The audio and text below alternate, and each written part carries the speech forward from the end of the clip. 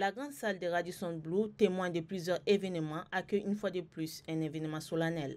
À l'honneur, la Hama, haute autorité des médias et de l'audiovisuel. L'institution célèbre en ce jour sa noce des perles, l'âge de la maturité. 30 ans de régulation au service d'une communication responsable, couplée à un colloque international de haut niveau sur les mécanismes de lutte contre les discours de haine, état des lieux et perspectives.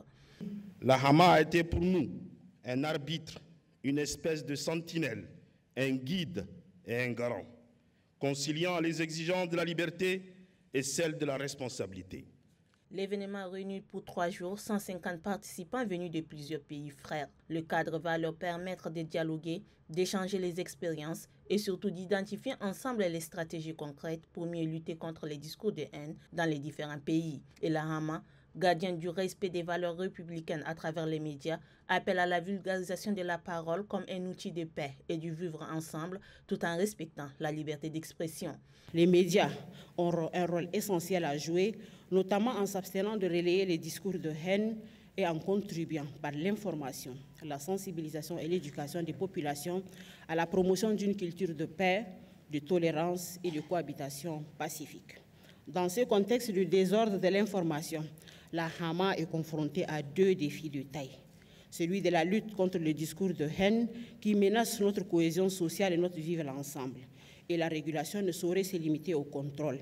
Elle doit être préventive, pédagogique et constructive. Pour le président du réseau des instances africaines de régulation de la communication RIAC, ces colloques est le moment idéal pour ensemble rallier les acquis, envisager les défis à relever et surtout apporter des mesures courageuses visant à éradiquer les discours de haine sous toutes les formes. Les différentes mutations que connaissent le secteur de la communication audiovisuelle et des plateformes numériques nous imposent le devoir de mener des actions communes afin de garantir la liberté d'expression tout en protégeant les citoyens de ces effets pervers. Ces 30 ans d'existence et d'action qui fait de la Hama aujourd'hui est l'acheminement d'un long parcours.